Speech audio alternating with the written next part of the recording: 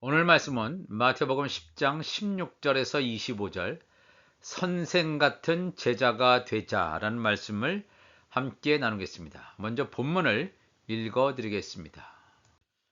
보라, 내가 너희를 보냄이 양을 이리 가운데로 보냄과 같도다. 그러므로 너희는 뱀같이 지혜롭고 비둘기같이 순결하라. 사람들을 삼가라. 그들이 너희를 공회에 넘겨주겠고 그들의 회당에서 채찍질하리라. 또 너희가 나로 말미암아 총독들과 임금들 앞에 끌려가리니 이는 그들과 이방인들에게 증거가 되게 하려 하심이라. 너희를 넘겨줄 때에 어떻게 또는 무엇을 말할까 염려하지 말라. 그때 너희에게 할 말을 주시리니 말하는 이는 너희가 아니라 너희 속에서 말씀하시는 이 곧 너희 아버지의 성령이시니라. 장차 형제가 형제를 아버지가 자식을 죽는 데에 내주며 자식들이 부모를 대적하여 죽게 하리라. 또 너희가 내 이름으로 말미암아 모든 사람에게 미움을 받을 것이나 끝까지 견디는 자는 구원을 얻으리라. 이 동네에서 너희를 박해하거든 저 동네로 피하라. 내가 진실로 너희에게 이르노니 이스라엘의 모든 동네를 다 다니지 못하여서 인자가 오리라. 제자가 그 선생보다 또는 종이 그 상전보다 높지 못하나니 제자가 그 선생 같고 종이 그 상전 같으면 조카도다. 집 주인을 바알세불이라 하였거든 하물며 그 집 사람들이랴. 아멘. 오늘 말씀 선생 같은 제자가 되자라는 말씀을 함께 나누겠습니다. 예수님께서 제자들을 이 천국 복음을 전할 수 있도록 파송하셨습니다. 그들에게는 악한 영들을 쫓아내는 권세, 또 각종 질병들을 치유할 수 있는 능력을 주셨습니다. 그렇다면 그들의 선교는 아무런 걱정도 염려도 없이 그냥 일사천리로 진행될 수 있을 것이라고 낙관할 수 있습니까? 지난주에 그들이 선교할 대상은 이방인도 아니고 사마리아인도 아닌 이스라엘 집에 잃어버린 양이라고 예수님은 분명히 제자들에게 말씀하십니다. 이 제자들이 영적 정체성으로 하나님의 아들이라고 하는 신분을 가지고 있다면 그들의 선교 대상자는 하나님 나라의 종들, 즉 제사장 나라의 제사장 신분이 그들의 선교 대상자입니다. 말씀과 능력을 겸비하고 선교 대상자까지 특정해서 정해진 상황에서 이 제자들의 선교에 대한 발걸음은 가벼웠다고 할 수 있습니까? 이들을 보내시면서 예수님의 마음속에 담겨 있는 마음의 상태를 성경은 이렇게 기록하고 있습니다. 보라, 내가 너희를 보냄이 양을 이리 가운데로 보냄과 같도다. 그러므로 너희는 뱀같이 지혜롭고 비둘기같이 순결하라 그랬습니다. 예수님께서 저들에게, 제자들에게 능력도 주시고 권세도 주셨으면 그래, 자신 있게 당당하게 나가서 복음을 증거하고 와, 이런 마음이 아니라 너희들은 양인데 너희들을 받아들일 세상은 어떠냐면 일이다, 이거 일이. 그들이 나아갈 선교지는 순한 양 같은 평탄하고 평화로운 곳이 아니라 이리가 우글우글하고 살기가 가득한 생명의 위협을 받게 되는 삶의 현장임을 분명히 예수님께서는 증거하시고 있습니다. 말씀의 권세와 능력을 겸비하고 있지만 물론 사실 아직 오순절 성령 강림 전이므로 이것조차 매우 불완전한 것임을 우리는 물론 알 수 있습니다. 이 제자들이 나아가는 선교의 길에는 엄청난 위험이 도사리고 있었습니다. 그렇기 때문에 예수님께서는 모든 사람들을 선교의 대상자로 삼으라고 말씀하지 않으십니다. 정해진 사람들, 이스라엘 집에 잃어버린 양들, 그들을 환영하는 자, 그들이 어떤 도시에 가든 그들을 환영하는 자들에게 말씀을 증거할 것을 분명히 말씀하십니다. 그리고 덧붙여서 너희들이 주의를 기울여야 하는 사람들이 있다는 것도 분명히 예수님께서 환기시켜 주십니다. 마태복음 10장 17절 보면 사람들을 삼가라. 그들이 너희를 공회에 넘겨주겠고 그들의 회당에서 채찍질하리라. 또 너희가 나로 말미암아 총독들과 임금들 앞에 끌려가리니 이는 그들과 이방인들에게 증거가 되게 하려 하심이라 그랬습니다. 또 마태복음 10장 21절에도 장차 형제가 형제를, 아버지가 자식을 죽는데 내주며 자식들이 부모를 대적하여 죽게 하리라. 또 너희가 내 이름으로 말미암아 모든 사람에게 미움을 받을 것이나 끝까지 견디는 자는 구원을 얻으리라. 예수님께서 말씀하신 이 선교지가 바로 이렇게 무시무시한 현장입니다. 이런 선교 현장의 위험은 예수님 당시뿐만 아니라 마지막 시대에도 선교 역사 2000년 동안에도 동일할 것임을 성경은 증거하고 있습니다. 참으로 고통스러운 것은 서로 안면이 없는 불신자와 같은 사람들에 의해서 핍박을 받는 것, 이건 너무나 많았죠. 순교당하고 죽임을 당하고 이런 경우는 너무 많이 있었습니다. 그런데 우리와 가장 가까운 사이에 있는 사람들조차 우리를 위험에 빠뜨릴 수 있는 사람이 될 수 있다는 사실을 예수님께서는 정확하게 지적하시고 있습니다. 이 마태복음 24장 보면 이 마태복음 24장은 이 종말에 연관된 말씀입니다. 마태복음 10장 제자들의 파송과 종말의 사건은 연결되어 있습니다. 마태복음 24장 9절 보면 그때 사람들이 너희를 환난에 넘겨주겠으며 너희를 죽이리니 너희가 내 이름 때문에 모든 민족에게 미움을 받으리라. 그때 많은 사람이 실족하게 되어 서로 잡아주고 서로 미워하겠으며 거짓 선지자가 많이 일어나 많은 사람을 미혹하겠다 그랬습니다. 우리가 살아가는 이 세상, 선교지, 우리의 삶의 전 영역이 선교지입니다. 바로 이러한 세상입니다.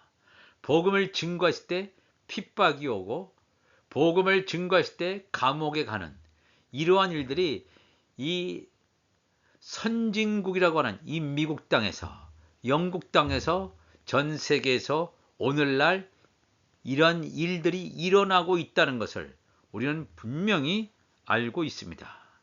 현재의 상황과 또 앞으로 닥칠 상황을 이 성경구들이 정확하게 표현해 주고 있는데 이것을 현재에 맞게 조금 더 각색해 보면 전 세계가 통제사회로 들어가게 됨으로 말미암아 이 복음 전파했을 때 수많은 제약 또한 그것을 넘어서 핍박, 감옥에 갇히는 상황 그리고 최악으로는 순교까지 가는 상황이 이미 시행되어지고 있다는 것입니다.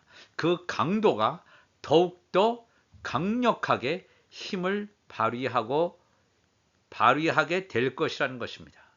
우리가 인지하지 못하는 사이에 서서히 전 세계는 하나로 통합이 되고 있습니다.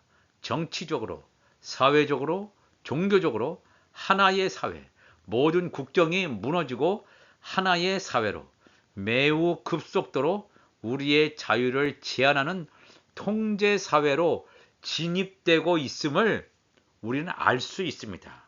이것이 미래의 얘기가 아니라 우리가 살고 있는 지금 이 순간에 진행되고 있습니다. 마가복음 13장 7절에 보면 난리와 난리의 소문을 들을 때 두려워하지 말라. 이런 일이 있어야 하되 아직 끝은 아니니라. 민족이 민족을 나라가 나라를 대적하여 일어나겠고 곳곳에 지진이 있으며 기근이 있으리니 이는 재난의 시작이니라. 너희는 스스로 조심하라. 사람들이 너희를 공회에 넘겨주겠고 너희를 회당에서 매질하겠으며 나로 말미암아 너희가 권력자들과 임금들 앞에 서리니 이는 그들에게 증거가 되려 함이라. 이 말씀이 너무나 많이 우리의 뉴스를 틀면 엄청나게 많은 일들이 일어납니다. 전쟁이 계속되고 있죠. 지진이 일어나고 있죠. 사람이 사랑이 식어서 서로 죽이죠. 싸우죠. 갈등하죠. 이런 일들은 세계에서 지금 너무나 많이 일어나고 있습니다. 이것이 일어난다는 것은 바로 재난의 시작이고 이젠 거의 끝을 향해서 달려가고 있습니다. 그런데 이런 세상에서 일어나는 수많은 사건들은 다 복음을 증거하는 이러한 일들이 일어나기 때문에 하나님 나라의 이 복음이 위축되는 것이 아니라 더 흥왕하게 하나님 나라의 복음이 이루어져야 함을 성경은 증거하고 있습니다. 그런데 더욱 경악할 만한 사실은 뭐냐면 요한복음 16장 1절 보니까 내가 이것을 너희에게 이름은 너희로 실족하지 않게 하려 함이니 사람들이 너희를 출교할 뿐 아니라 때가 이르면 물은 너희를 죽이는 자가 생각하기를 이것이 하나님을 섬기는 일이라 하리라. 이렇게 하는 것이 하나님을 예배하는 거야. 이렇게 하는 것이 하나님을 섬기는 거야. 이렇게 사람을 이 종교 단체나 그들의 모임 가운데서 출교하는 거예요. 같이 기독교 신앙을 생활을 했는데 여기서 나가라고 쫓아내는 거예요. 그렇다면 이게 무슨 일이냐 하면 하나님을 모르는 사람들이 예수 믿는 사람들을 핍박하고 또 순교시키고 이런 것은 우리가 이해할 수 있는데 이 말은 뭐냐면 땅에 속한 교회들이 하늘에 속한 교회를 핍박하게 될 것임을 성경은 예수님은 증거하고 있습니다. 이렇게 하는 게 예배드리는 거야. 이렇게 하는 게 하나님을 섬기는 거야 하면서 다른 하나님을 섬기는 자를 핍박하고 심지어 죽인다 그랬습니다. 너희를 죽이는 자가 생각하기를 이것이 너희를 죽이는 것이 이 땅에 속한 제단, 땅에 속한 교회가 하늘에 속한 교회를 죽이고 핍박하는 것이 하나님께 예배드리는 것이야. 이렇게 하는 이것을 예수님께서 증거하셨습니다. 그들이 이런 일을 할 것은 아버지와 나를 알지 못함이라. 그러니까 이 땅에 속한 교회는 하나님께 예배드린다고 하고 예수님을 믿는다고 하지만 사실은 실상은 아버지도 모르고 예수님도 모른다는 것입니다. 오직 너희에게 이 말을 한 것은 너희로 그때를 당하면 내가 너희에게 말한 이것을 기억나게 하려 하며 처음부터 이 말을 하지 아니한 것은 내가 너희와 함께 있었음이라. 우리 예수님께서 하신 말씀을 이 성령께서 깨닫게 하시는 거예요. 상기시켜 주는 거예요. 아, 예수님께서 이런 말씀을 하셨구나. 이 말씀이 깨달아지는 것. 이 모든 것은 다 성령께서 하시는 것임을 분명히 성경은 우리에게 기록하고 말씀을 증거하고 있습니다. 마태복음 10장 19절 보니까 너희를 넘겨줄 때 어떻게 또는 무엇을 말할까 염려하지 말라. 그때 너희에게 할 말을 주시리니 말하는 이는 너희가 아니라 너희 속에서 말씀하시는 곧 너희 아버지의 성령이시니라 그랬습니다.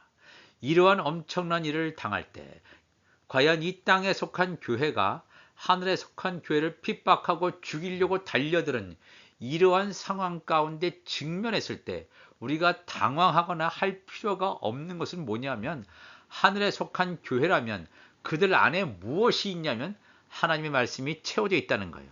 새 곡식이 채워져 있어요. 묵은 곡식이 다 떨궈져 나가고 새 곡식이 그 사람들 안에 가득 차 있어요. 그러면 하나님께서 우리 예수님께서 이 하늘에 속한 교회들 가운데 채워져 있는 이 말씀 가운데 그 시에 그 장소에 정확한 말씀을 떠올려 주신다는 거예요. 그 말씀을 가르쳐 주신다는 거예요. 우리 가운데서 말씀하신다는 거예요.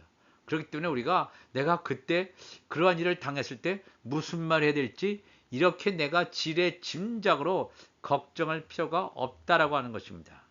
이 요한복음 14장 26절도 분명히 예수님께서 말씀을 전하셨습니다. 보혜사 곧 아버지께서 내 이름으로 보내실 성령 그가 너희에게 모든 것을 가르치고 내가 너희에게 말한 모든 것을 생각나게 하리라. 이 말씀 창세부터 요한계시록까지 이 말씀이 떠올려지는 것, 생각나게 하는 것, 이 모든 것은 다 하나님의 성령께서 하시는 일이다 하는 것을 우리가 인정해야 됩니다. 아, 내 안에 하나님의 성령께서 나와 함께 하시고 내 마음의 성령으로 인을 치셔서 나와 함께 하시는구나. 우리가 성령을 인정하시는 우리 모두가 되시기를 바랍니다. 마태복음 24장 14절에 핍박이 심각한 이때에 그럼에도 불구하고 이 천국복음이 모든 민족에게 증언되기 위하여 온 세상에 전파되리니 그제야 끝이 오리라.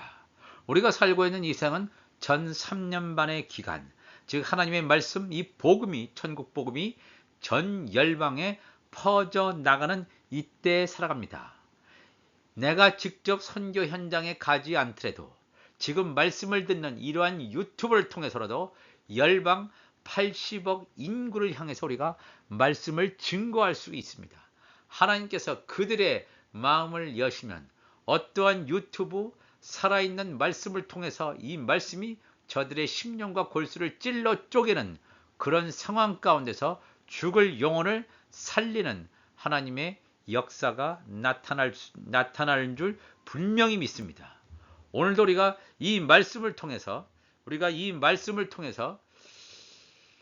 마태복음 10장 23절에 보니까 이 동네에서 너희를 박해하거든 저 동네로 피하라.